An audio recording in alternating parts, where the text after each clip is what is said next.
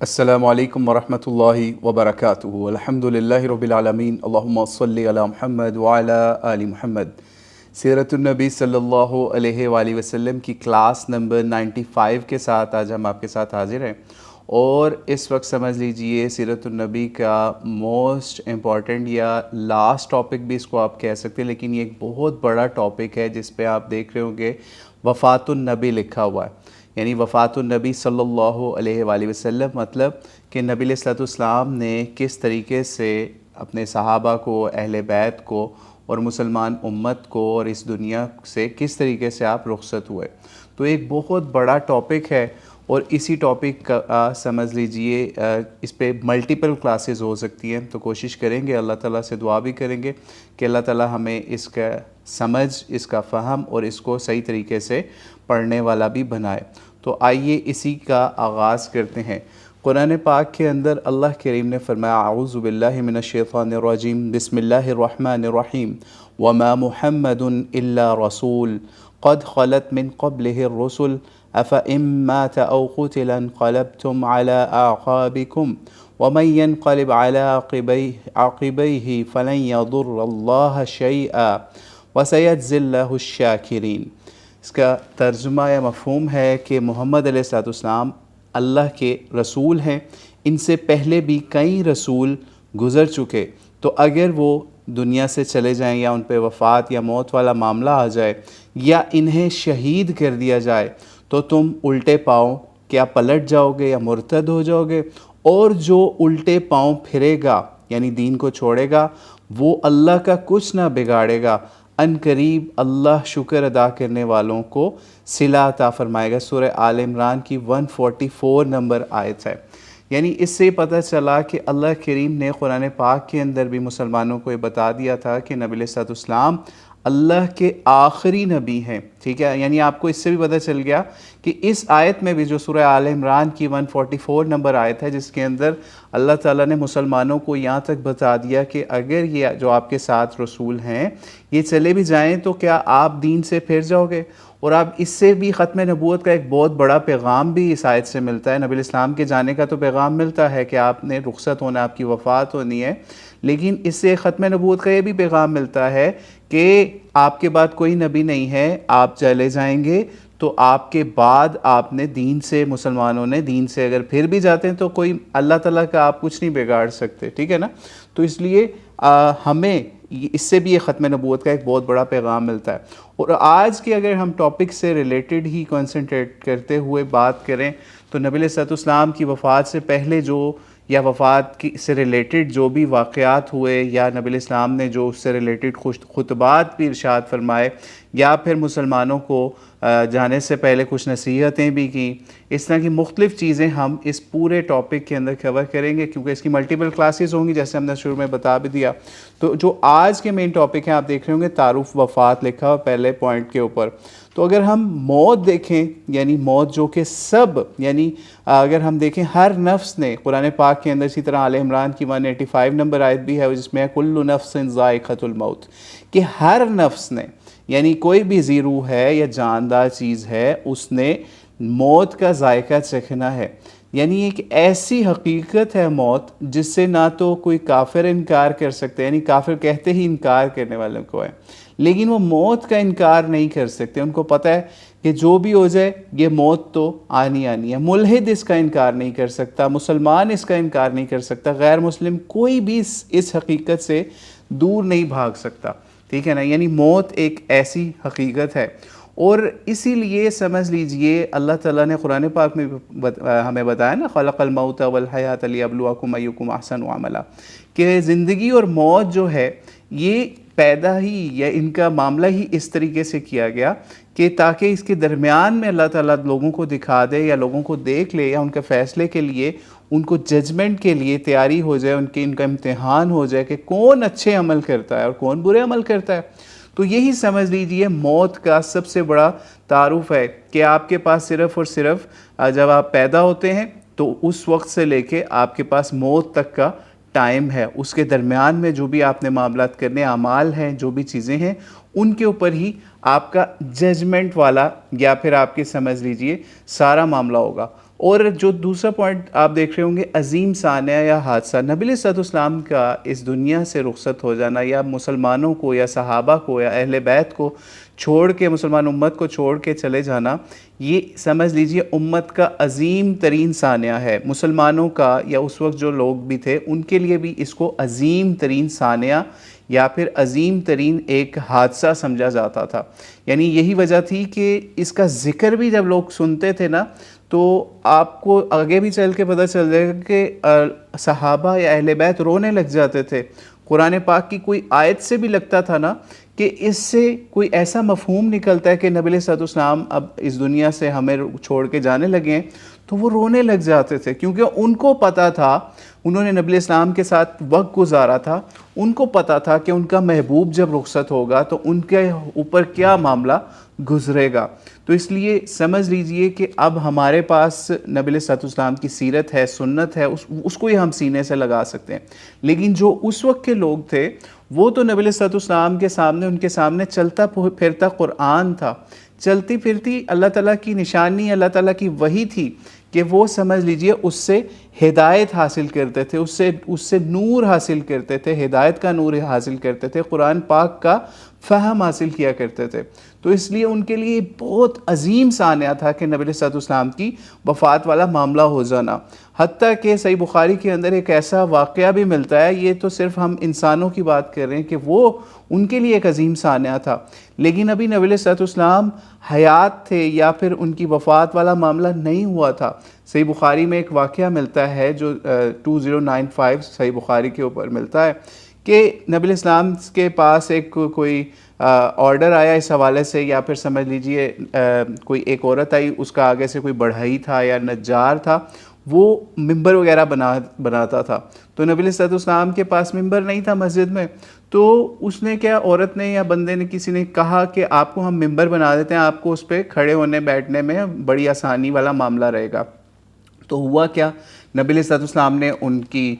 یہ بات مان لی کہ اس طریقے سے چلے ٹھیک ہے آپ ممبر بنا دیں۔ لیکن اس ممبر پہ نبی علیہ السلام کھڑے ہونے سے پہلے ایک لکڑی کا ٹکڑا تھا یا پھر ایک تنا تھا، کھجور کا ایک پارٹ تھا، کھجور کے درخت کی لکڑی کا پارٹ تھا، اس کے ساتھ نبی علیہ السلام ٹیک لگاتے تھے یا اس کے سامنے خطبہ پڑھا کرتے تھے۔ اب ہوا یہ کہ وہ جو ممبر آ گیا تو اس کی ضرورت، چونکہ کھجور کے اس ٹکڑے کی یا کھجور کا جو درخت کا ٹکڑا تھا یا لکڑی تھا، اس کی ضرورت نہیں تھی اب، ٹھیک ہے نا۔ تو نبی علیہ السلام جب خطبہ دینے کے لیے آئے، بتایا جاتا ہے جمعے کا خطبہ تھا، نبی علیہ السلام ابھی خطبہ سٹارٹ کر رہے ہیں، تو مسجد سے نا ایک دم سے رونے کی آوازیں آنے لگ گئیں، یعنی رونے کی آوازیں آنے لگ گئیں جس طرح کوئی بچہ جو ہے وہ بلک بلک کے رو رہا ہوتا ہے۔ نبی علیہ السلام ممبر سے اترے اور نبی علیہ السلام نے جا کے اس لکڑی کے ٹکڑے کو اپنے سینے سے لگا لیا۔ روایت کے الفاظ ہیں، نبی علیہ السلام نے اس کو سینے سے لگا لیا، اور جس طرح ایک بچہ بلک بلک کے سسک کے خاموش ہو جاتا ہے نا جب آپ اس کو سینے سے لگا کے چپ کرتے ہیں، اس کو بہلاتے ہیں، تو بالکل اسی طریقے سے وہ بھی لکڑی کا تنا جو ہے وہ روتا ہوا چپ ہو گیا۔ اور یہاں تک بتایا جاتا ہے اس کی شدت رونے کی اس طرح تھی کہ لگتا تھا یہ لکڑی پھٹ جائے گی اس غم سے۔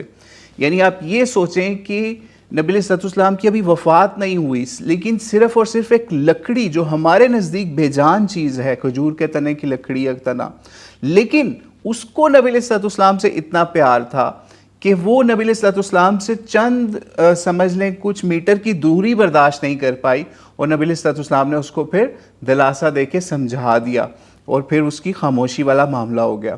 تو یہ معاملہ تھا نبی علیہ السلام کی، سمجھ لیجئے ان سے محبت کا، ان چیزوں کے لیے جو کہ ہمارے نزدیک بے جان ہے، لیکن اللہ تعالیٰ نے ان کو اتنی سینس دی ہوئی ہے، اس کھجور کے ایک تنے کی لکڑی نے بھی محسوس کیا کہ نبی علیہ السلام اگر اس سے دور ہو جائیں گے تو وہ اس کے لیے بھی ایک ثانیہ ہوگا، ٹھیک ہے۔ تو اسی طریقے سے ہماری امت کے لیے اتنا بڑا ثانیہ کس طرح یہ بن گیا، آپ کو ہم تھوڑا سا اس کا تعارف اور بتا دیتے ہیں کہ مسلمان امت کے لیے بھی نبی علیہ السلام کا دنیا سے اچانک چلے جانا، یا پھر نبی علیہ السلام ڈراتے بھی تھے، بتاتے بھی تھے، وہ بھی آپ کو کچھ چیزیں آگے سامنے آ جائیں گی آپ کے، کہ کس طریقے سے نبی علیہ السلام امت کو یا صحابہ کو بتایا کرتے تھے کہ اس طریقے سے آپ کے ساتھ معاملات میرے بعد پیش آنے ہیں۔ تو ہوا یہ کہ سمجھ لیں جو نبی علیہ السلام کی وفات ہے نا، اس کے بعد ایسے ایسے واقعات ہوئے، یعنی اگر ہم آج کے دور میں دیکھیں تو آج تک نبی علیہ السلام کی وفات کے بعد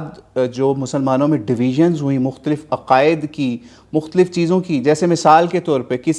کسی جو ہے گروہ نے اس کا انکار کر دیا کہ نبی علیہ السلام کے لیے وفات کا بھی لفظ استعمال کیا جائے، یا اس کا بھی انکار کر دیا کہ نبی علیہ السلام پہ وفات والا معاملہ ہوا، یا کسی نے اس چیز کا بھی معاملہ کر دیا کہ جیسے نبی علیہ السلام اس وقت بھی ہمیں حاضر ناظر ہیں اور ہمیں اللہ کی طرح دیکھ رہے ہیں، جیسے اللہ تعالیٰ ہر جگہ حاضر ناظر، ہر جگہ جا سکتے، ہر معاملہ اس کا، تو وہ اس طرح کی چیزیں نبی علیہ السلام کے اوپر بھی اپلائی کرنا شروع کر دی۔ یعنی آپ یہ دیکھیں نبی علیہ السلام کے جانے کے بعد، یا ایون ایسے عقائد آ گئے نبی علیہ السلام کے جانے کے بعد، یعنی نبی علیہ السلام کے ہوتے ہوئے کسی مسلمان کے اندر یہ عقیدہ یا کوئی ایسا معاملہ نہیں تھا کہ نبی علیہ السلام ہماری مدد کے لیے، یا غیب میں ہم نبی علیہ السلام کو مدد کے لیے پکاریں گے تو ہماری مدد کے لیے نبی علیہ السلام کسی جنگ میں پہنچ جائیں گے، کسی جگہ پہ پہنچ جائیں گے،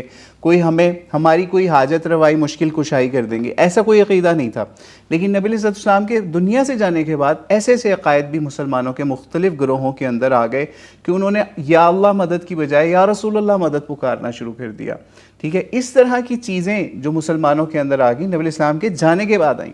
یعنی نبی علیہ السلام کے جانے سے پہلے ایسا کوئی معاملہ نہیں تھا مسلمانوں کا کہ مثال کے طور پہ آپ نے اتنی جنگوں کے واقعات دیکھے، چاہے وہ موتا ہو، چاہے وہ سمجھ لیجئے اور کوئی دور کی جنگیں ہوں یا سرایہ ہوں جس کے اندر نبی علیہ السلام خود بھی شرکت کے لیے نہیں، اگر کہیں پہ کسی جنگ کے اندر گئے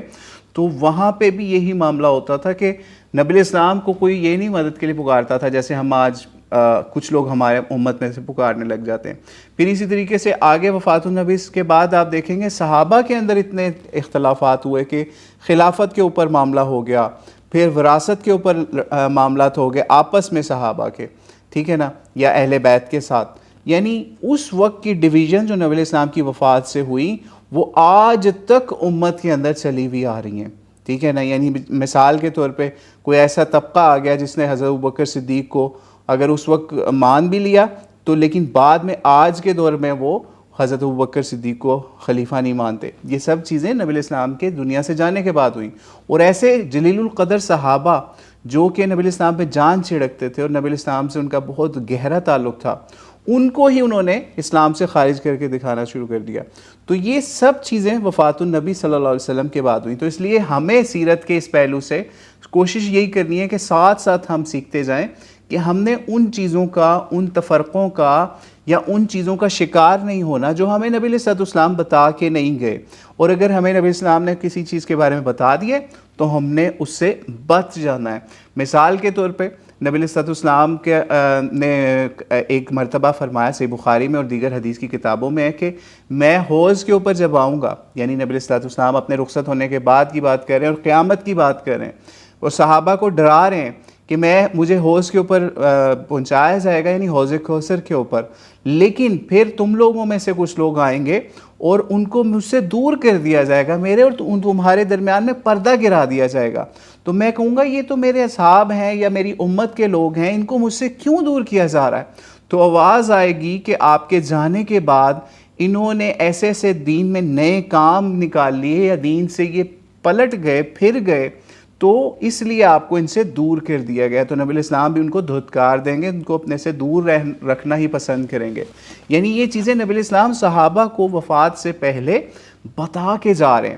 یعنی اس سے ہی پتہ چلتا ہے کہ نبی علیہ السلام کے صحابہ ہوں، اہل بیت ہوں یا امت ہو، ان کو یہ چیزیں بتانا یا ان تک پہنچانا اس کا مقصد تھا کہ اصل معاملہ دین کے اوپر آپ کو قائم رہنے کا ہوگا۔ جزوی اختلافات ہوں گے، اس سے اگر آپ کا کوئی ایسا معاملہ ہوتا ہے تو دین سے آپ نے نہیں پھرنا۔ مثال کے طور پہ آپ کے سامنے کئی لوگ ایسے آئیں گے، وہ کہیں گے جی ہم نے شیعہ سنی اختلاف ہو گیا تو اب ہم تو بھائی اسلام ہی چھوڑ دیتے ہیں، یہ تو ان کی کوئی چیز میں سمجھ ہی نہیں آتی، مطلب اس طرح کا معاملہ۔ تو اس لیے ان اختلافات کو سائڈ پہ رکھ کے آپ کو اصل فوکس کرنا ہے نبی علیہ السلام کی سیرت پہ، سنت پہ، قرآن پہ، تاکہ آپ ان فرقہ واریت کے اختلافات کے اندر جاتے ہوئے وہ کام نہ کر بیٹھیں کہ آپ دین سے ہی دور ہو جائیں۔ جیسے نبی علیہ السلام کے جانے کے بعد ہم جب یہ وفات النبی والا چیپٹر جو بہت وسیع ہے اس کو سمجھ لیجئے کمپلیٹ کریں گے تو آپ کو بتائیں گے کہ کس طریقے سے لوگ، جس طرح نبی علیہ السلام نے بتایا نا کہ دین سے پھر جائیں گے، یعنی ایسے بھی لوگ ہوں گے نبی علیہ السلام کے جانے کے بعد، تو ان کو نبی علیہ السلام بھی پہچانتے ہوں گے۔ تو عرب کا بہت بڑا حصہ، کچھ حصہ مرتد بھی ہو گیا تھا، جن کو حضرت ابوبکر صدیق نے بعد میں پھر سمجھ لیجیے ان کے ساتھ قتال والا جہاد والا معاملہ بھی کیا، ٹھیک ہے نا، جنہوں نے زکوٰۃ بھی روک لی اور اس طرح کے بہت معاملات ہوئے، وہ سب چیزیں آگے آئیں گی۔ تو مطلب آپ کو یہ بتانا ہے کہ نبی علیہ الصلوۃ والسلام کی وفات جو ہے یا دنیا سے چلے جانا، اس کے بعد امت کے اندر اختلافات کا ایک بہت بڑا سلسلہ شروع ہو گیا، اور یہ بھی پتہ تھا کہ آگے کوئی نبی نہیں آنا، تو یہ سب چیزیں پھر مسلمانوں کو آپس میں اختلاف کو ڈیل کرنا پڑی۔ اور حضرت ابوبکر صدیق کا بھی جو معاملہ، وہ سب چیزیں انشاءاللہ ہم آنے والی اقساط کے اندر، جب نبی الاسلام کی وفات والا چیپٹر کلیئر ہو جائے گا، کمپلیٹ ہو جائے گا، پھر ان چیزوں کو بھی کریں گے۔ اب آج کا آخری جو پارٹ ہے اس کو اگر ہم دیکھ لیں، یا اس سے پہلے انبیاء کی زندگی بعد الموت، یہ بھی ایک بہت امپورٹنٹ پارٹ ہے۔ یعنی ایک تو اس میں میانہ روی کی ضرورت ہے، یعنی میانہ روی اس طرح سے ضرورت ہے کہ اگر ہم یہ کہیں کہ نبی علیہ الصلوۃ والسلام کی وفات ہو گئی ہے، اب ان کا اس دنیا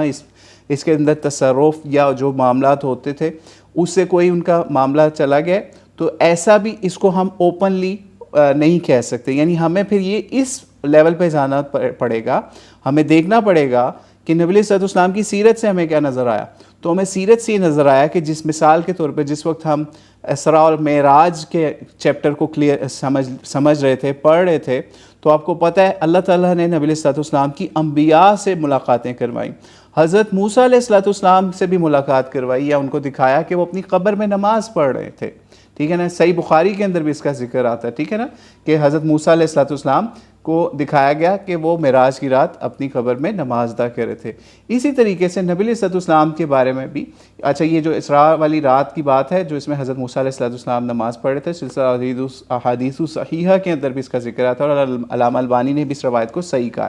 تو اس سے بھی پتہ چلا کہ انبیاء کی جو ایک خاص زندگی ہے اس کا ہم شعور نہیں رکھتے کہ وہ قبروں کے اندر کیسی ہے۔ یعنی قبروں کے اندر آپ عام بندہ تو نماز نہیں پڑھ سکتا، لیکن انبیاء کی ایک اسپیشل لائف ہے وہاں پہ جس کا ہم آج کوئی ادراک نہیں رکھ سکتے۔ جتنا ہمیں نبی صلی اللہ علیہ وسلم نے بتا دیا ہم اس لیول تک کر سکتے ہیں اس کا معاملہ، ٹھیک ہے نا۔ تو حضرت موسیٰ علیہ السلام کو بھی دکھایا اللہ تعالیٰ نے اسراء والمعراج والی رات کو کہ کس طرح اپنی نماز پڑھ رہے تھے۔ اسی طریقے سے ایک اور روایت ہے کہ نبی علیہ السلام نے فرمایا، اس کا مفہوم ہے کہ انبیاء جو ہیں وہ اپنی قبروں میں زندہ ہیں اور نماز بھی پڑھتے ہیں۔ یہ بھی سلسلۃ الاحادیث صحیحہ کے اندر 3842 نمبر روایت ہے۔ تو اس طرح کی جو روایات ملتی ہیں ان سے پتہ چل جاتا ہے کہ انبیاء کی اس دنیا سے الگ برزخی یا پھر قبور والی جو زندگی ہے وہ بالکل ٹوٹل اس دنیا سے سیپریٹ ہے۔ اس لیے ہم ان کو اس طریقے سے مردہ نہیں کہہ سکتے جس طریقے سے، جیسے قرآن پاک کے اندر ہم نے یہ چیز دیکھی کہ قرآن پاک میں جس وقت شہداء کا ذکر آیا، ہم نے اس چیپٹر کو اس وقت بھی کور کیا تھا سیرت کے اس پہلو کے اندر، غزوہ احد والے معاملے میں جب بہت سے مسلمان شہید ہوئے تو صحابہ نے پوچھا ان کی زندگی کیا ہے۔ قرآن پاک نے پھر بتایا کہ وَلَا تَقُولُوا لِمَن يُقْتَلُ فِي سَبِيلِ اللَّهِ أَمْوَاتٌ، ٹھیک ہے نا۔ یعنی اس لیول پہ قرآن نے مسلمانوں کو فہم دیا کہ وہ قتل تو ہوئے ہیں، ٹھیک ہے، کہ جو لوگ قتل ہوئے اللہ تعالیٰ کے راستے میں، آپ خود بتائیں جو بندہ قتل ہوتا ہے اس پہ تو موت آتی ہے نا، ٹھیک ہے نا، لیکن اللہ تعالیٰ نے اس چیز پہ یہ مسلمانوں کو ایک میانہ روی والا راستہ دیا کہ جو مر بھی جاتے ہیں قتل ہو کے، آپ نے ان کو مردہ نہیں کہنا، بلکہ آپ کو ان کی زندگی کا شعور ہی نہیں ہے ان شہداء کی۔ تو اسی طریقے سے جو ہماری عام لوگوں کی یا پھر ایون انبیاء کی جو بعد کی زندگی ہے اس کا ہمیں کوئی شعور نہیں ہے، بلکہ نبی صلی اللہ علیہ وسلم نے ایک روایت میں بتایا شہداء کی زندگی کے بارے میں، جیسے انبیاء کی زندگی کے بارے میں بھی ہمیں تھوڑا تھوڑا پتہ چل رہا ہے کہ وہ اپنی قبروں میں نمازیں بھی پڑھتے ہیں، پھر نبی صلی اللہ علیہ وسلم کے اوپر ہم درود بھیجتے ہیں، وہ بھی ان پہ پیش کیا جاتا ہے، ان کو سنایا بھی جاتا ہے، اور ایون ان کی قبر پہ جا کے جو پڑھے گا وہ اس کو وہ وہاں ڈائریکٹ بھی سنتے ہیں، اور ویسے فرشتوں کی جو ہے وہ فوج ہے جو اس درود کو یا سلام کو لے کے نبی علیہ السلام کے پاس پہنچاتی ہے کہ یہ اس طرح آپ کی اس امتی نے آپ پہ درود و سلام بھیجا، لیکن ہم اس کا شعور رکھ ہی نہیں سکتے، ٹھیک ہے نا۔ کتنے ملینز آف درود شریف ہر ٹائم پہ جا رہے ہوں گے، لیکن ہم اس کا ادراک نہیں رکھ سکتے کہ وہ کس طریقے سے اللہ تعالیٰ نے ان کو اس وقت انبیاء کو قبروں کے اندر کس لیول کی پاور یا برزخی زندگی میں کس طرح کی پاور دی ہوئی ہے۔ بس آپ نے یہ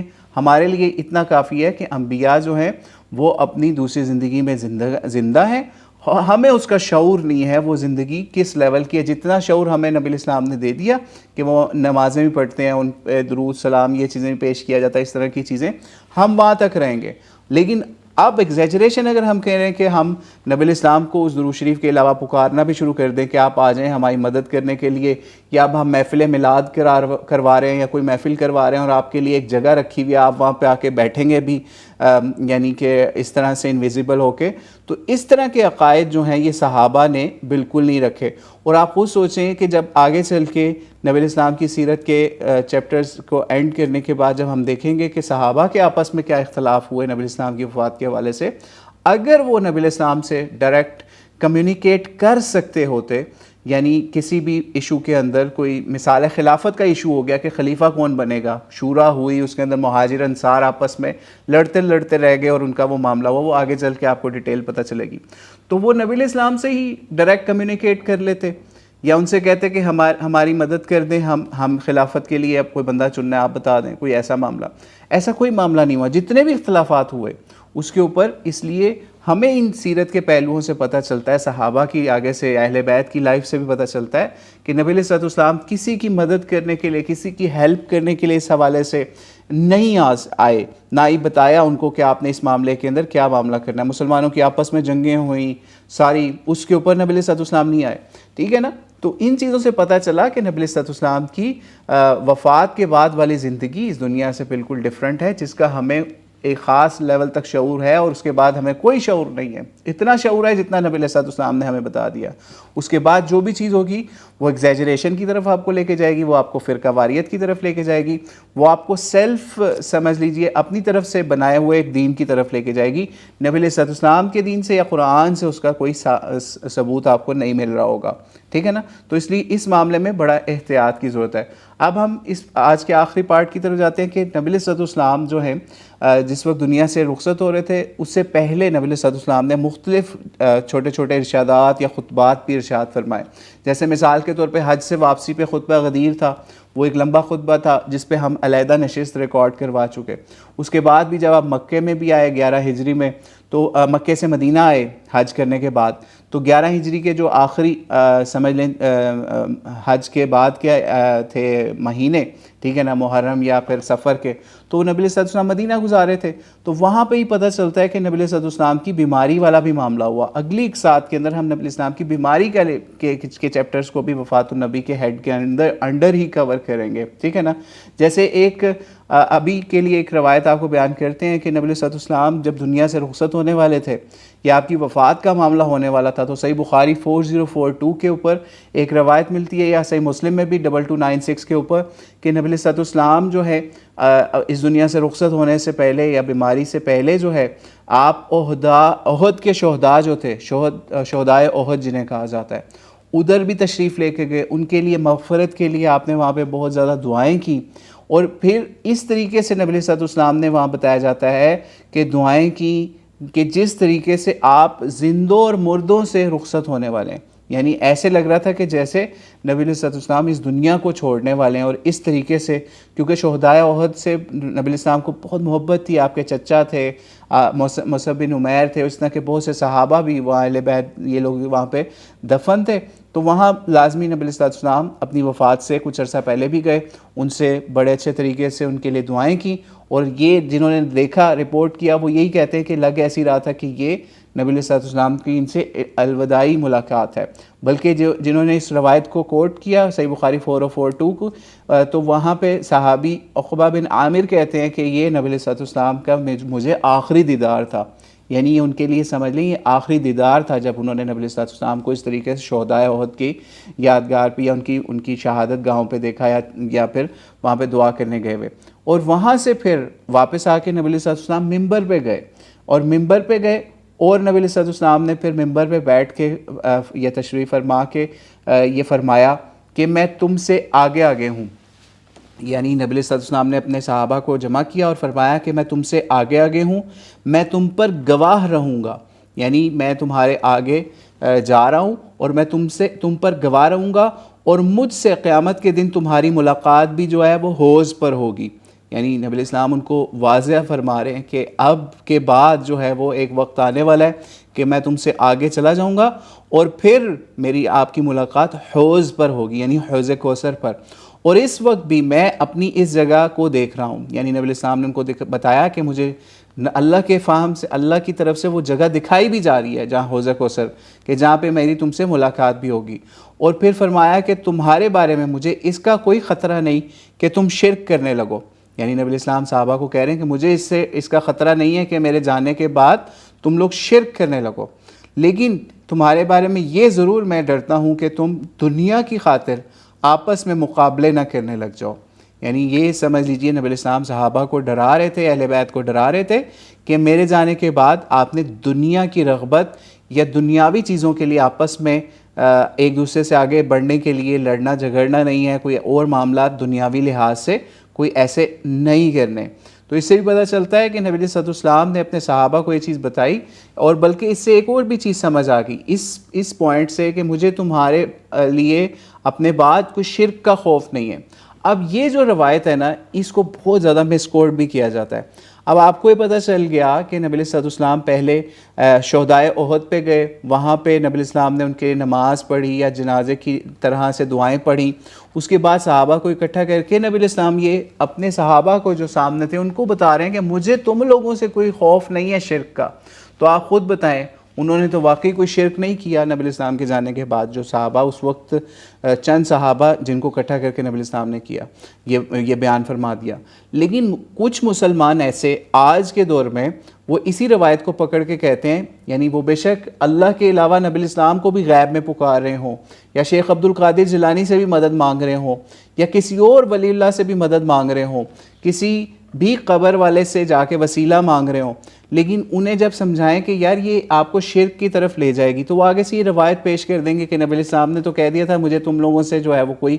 شرک کا خوف نہیں ہے. حالانکہ یہ خاص صحابہ کے لیے نبی علیہ الصلوۃ والسلام فرما رہے ہیں کہ مجھے آپ لوگوں سے کوئی خوف نہیں ہے اس حوالے سے کہ آپ لوگ میرے جانے کے بعد شرک کرو گے. اور ان صحابہ سے یہ بھی کہہ رہے ہیں کہ میری آپ سے حوض کوثر پہ بھی ملاقات ہوگی. ٹھیک ہے، یہ خاص صحابہ کے لیے نبی علیہ الصلوۃ والسلام بات فرما رہے تھے. اور پھر ہم لوگ اگر آج اس طرح کی روایتوں کو دیکھ کے اور کچھ بھی دین کے مخالف چیزیں کرتے رہیں، یعنی آپ کو دین میں قرآن میں کہیں نہیں ملے گا کہ آپ نے نبی علیہ الصلوۃ والسلام سے مددیں مانگنی ہے، کوئی وسیلے مانگنے، کوئی ایسے ڈائریکٹ ایسا معاملہ کر کے یا رسول اللہ مدد کہیں یا علی مدد کہیں یا اس طرح کی معاذ اللہ اور ایسی پکاریں کہیں. آئے گا نظر قرآن پاک میں تو کہیں پہ نہیں نظر نہیں آئے گا. لیکن آج اگر ہم ایسی چیز ایجاد کر کے اور ایسی روایتیں پکڑ کے کہیں جی نبی علیہ الصلوۃ والسلام تو کہہ گئے مجھے تو آپ سے شرک کا کوئی خوف نہیں ہے، تو ایسی بات نہیں ہے. یہ بات صحابہ کے لیے کہی گئی تھی، اور انہوں نے ایسی کوئی پکار بھی نہیں صحابہ نے پھر کہی. یعنی نبی علیہ الصلوۃ والسلام کے جانے کے بعد لوگوں نے کوئی ایسی پکاریں نہیں کی کہ وہ یا علی مدد کہنے لگ جائیں یا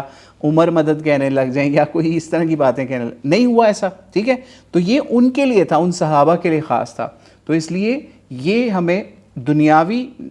لحاظ سے بھی دیکھنا چاہیے، دینی لحاظ سے بھی دیکھنا چاہیے کہ ہم دنیا کی محبت میں اتنے آگے نہ بڑھ جائیں. جیسے ہم نے صحیح مسلم کی یا پھر صحیح بخاری کی جو بھی روایت بھی 4042 بھی بیان کی کہ جو عقبہ بن عامر نے بیان کی تھی کہ نبی الاسلام نے کس طرح سے امت کے اوپر جو ہے وہ شرک کی بجائے دنیا کی محبت میں گرفتار ہونے کا خوف ضرور ظاہر کیا کہ آپ لوگوں کا ایسا معاملہ صحابہ میں ہو سکتا ہے. ٹھیک ہے نا. تو اسی طریقے سے ایک اور بھی روایت ہمیں اس کے علاوہ بھی ملتی ہے نبی علیہ الصلوۃ والسلام کے حوالے سے. صحیح بخاری کی 3904 نمبر روایت ہے. اس میں بھی اگر ہم دیکھیں تو اس کے اندر بھی ہمیں یہی معاملہ ملتا ہے کہ نبی علیہ الصلوۃ والسلام اسی طرح ایک مرتبہ ممبر کے اوپر آئے. ٹھیک ہے، یعنی صحابہ کو اکٹھا کیا، یعنی دنیا سے جانے سے پہلے نبی علیہ السلام نے صحابہ کو اکٹھا کیا اور کہا کہ اپنے ایک نیک بندے کو اللہ تعالیٰ نے اختیار دیا ہے. صحیح بخاری 3904 کے اندر یہ روایت ملتی ہے. اس میں بھی نبی علیہ الصلوۃ والسلام نے اپنے دنیا سے جانے کا یا اپنی موت یا وفات کا پیغام صحابہ کو سمجھ لیجئے خاص الفاظ کے اندر دیا. اس لیے اس کو غور سے سنیے گا. اور سارے صحابہ کو نہیں پتہ چلا کہ نبی علیہ الصلوۃ والسلام اپنی وفات کا اعلان کر رہے ہیں. نبی علیہ السلام نے فرمایا، جس کا مفہوم ہے صحیح بخاری 3904 پہ، کہ اللہ نے اپنے ایک نیک بندے کو اختیار دیا کہ دنیا کی نعمتوں میں سے جو وہ چاہے اپنے لیے پسند کر لے، یا جو اللہ کے ہاں ہے یعنی آخرت اس کو پسند کر لے. اور اس بندے نے اللہ تعالیٰ کے ہاں ملنے والی چیز کو پسند کر لیا. یعنی نبی علیہ السلام نے فرمایا، اس کا مفہوم ہے کہ اللہ تعالیٰ نے نبی علیہ السلام کو یہ آپشن دیا کہ آپ دنیاوی چیزوں کی محبت یا دنیا کے مال جو ہے اس سے ریلیٹڈ چیزیں جو ہیں حاصل کر لیں، یا پھر آپ کو آخرت کی کامیابیاں، بڑائیاں اور آخرت کی دولت، نعمتیں چاہیے. تو نبی علیہ السلام نے جب یہ باتیں کہی نا کہ میں نے آخرت کی نعمتوں کو قبول کر لیا ہے، تو یہ سن کے نا سب صحابہ کو کچھ نہیں سمجھ آئی، لیکن حضرت ابوبکر صدیق چونکہ فہم و فراست کے اندر بہت پیک کے اوپر تھے، حضرت ابوبکر صدیق نبی علیہ السلام کی یہ بات سن کے رونے لگ گئے. ٹھیک ہے، تو عرض کیا، انہوں نے فوری کہا کہ یا رسول اللہ ہمارے ماں باپ آپ پہ قربان ہو جائیں. یعنی حضرت ابوبکر صدیق سمجھ گئے تھے کہ یہ اللہ تعالیٰ کی طرف سے بلاوا آ رہا ہے، اس لیے نبی علیہ السلام یہ بات بتا رہے ہیں کہ میں نے اللہ تعالیٰ کے بلاوے کے اوپر لبیک کہا ہے اور میں آخرت کی محبت یا آخرت کی نعمتوں کی طرف جا رہا ہوں. تو اس کے اوپر حضرت ابوبکر صدیق رونے لگے اور کہا کہ ہمارے ماں باپ آپ پہ قربان ہوں. تو حضرت وہاں پہ کچھ اور صحابہ نے کہا کہ اس میں حیرت والی کیا بات ہے، آپ یعنی حضرت ابوبکر کے رونے کے اوپر ان کو حیرت ہوئی. تو بعض لوگوں نے کہا کہ ان بزرگ کو دیکھیے، حضور صلی اللہ علیہ وسلم تو ایک بندے کے متعلق خبر دے رہے ہیں. یعنی حضرت ابوبکر صدیق کے رونے کے اوپر لوگوں نے کہا کہ یہ تو نبی علیہ السلام کسی ایک خاص نیک بندے کی بات کر رہے ہیں، اپنی بات تو کر نہیں رہے. ٹھیک ہے نا، تو پھر سمجھ لیں. لیکن حضرت ابوبکر صدیق کے رونے کا مقصد یا سبب یہی تھا کہ ان کو سمجھ آ گئی تھی کہ نبی علیہ السلام ہمارے سے رخصت ہونے کے لیے ان الفاظ میں ہمیں یہ بات سمجھا رہے ہیں، بتا رہے ہیں کہ میں اب آپ سے رخصت ہونے والا ہوں. تو یہ چیزیں دیکھی جب، تو نبی علیہ السلام نے پھر ایک اور معاملہ بھی فرمایا کہ نبی علیہ السلام نے حضرت ابوبکر صدیق کا بھی اپنے سے محبت، قربت، تعلق کا بھی یہاں پہ اظہار کیا. اور یہ بھی کہا نبی علیہ السلام نے کہ لوگوں میں سے سب سے زیادہ اپنی صحبت اور مال کے ذریعے سے مجھ پر صرف جو احسانات کیے وہ حضرت ابوبکر صدیق ہیں. اور اگر میں اپنی امت میں سے کسی کو اپنا خلیل یا جانی جگری دوست بنا سکتا تو حضرت ابوبکر صدیق کو بناتا. البتہ اسلامی رشتہ یا اخوت ان کے ساتھ میرا وہ اس کا معاملہ ہے. تو اور پھر ایک اور چیز فرمائی نبی علیہ السلام نے کہ یہ جو مسجد نبوی ہے اس کی جو ساری کھڑکیاں، دروازے وغیرہ جو مختلف صحابہ یا اور لوگوں کی طرف سے کھلتے ہیں ان کو بند کر دیا جائے. اب کوئی دروازہ بھی مسجد نبوی کے اندر کسی کے گھر سے نہیں کھلے گا. صرف اور صرف جو حضرت ابوبکر صدیق کا جو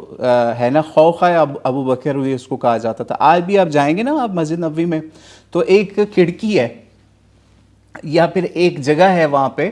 تو وہاں لکھا ہوا ہے خوخہ ابو بکر، یعنی حضرت ابوبکر صدیق کے گھر کے دروازے کی نشانی یا پھر